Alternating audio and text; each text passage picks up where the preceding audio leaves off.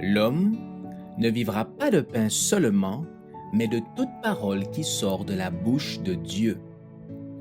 Voici votre moment de méditation quotidienne.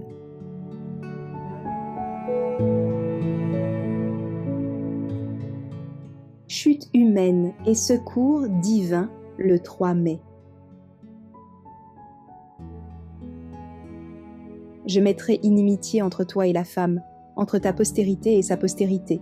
Celle-ci t'écrasera la tête, et tu lui blesseras le talon. Genèse chapitre 3, verset 15.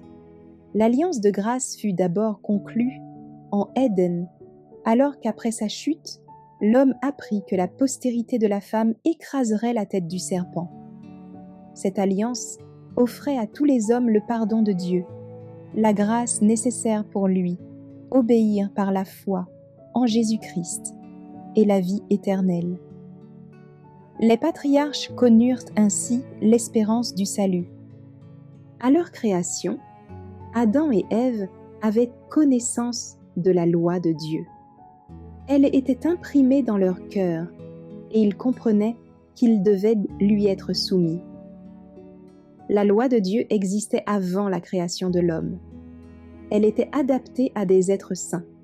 Les anges eux-mêmes y étaient soumis. Les principes de justice n'ont pas varié depuis la chute. La loi n'a subi aucune diminution. Aucun de ses préceptes n'était sujet à amélioration. Tel qu'elle a existé dès le commencement, tel elle subsistera à travers toute l'éternité. Les principes de la loi n'ont pas été changés à la suite de la transgression d'Adam. Ils furent seulement formulés de manière à répondre aux besoins de l'homme déchu. Le Christ, en accord avec son Père, a institué le système des sacrifices. La mort qui aurait dû frapper immédiatement le coupable était transférée à la victime qui préfigurait la grande et parfaite offrande du Fils de Dieu. Dans le sang de cette victime, la foi de l'homme entrevoyait le sang de Christ qui devait expier les péchés du monde. La mission terrestre du Christ ne pouvait pas consister à détruire cette loi. Au contraire, il venait rendre l'homme capable de s'y soumettre. En observant la loi, Jésus a fait ressortir son immutabilité et a montré que, par sa grâce, les fils et les filles d'Adam peuvent parfaitement s'y conformer.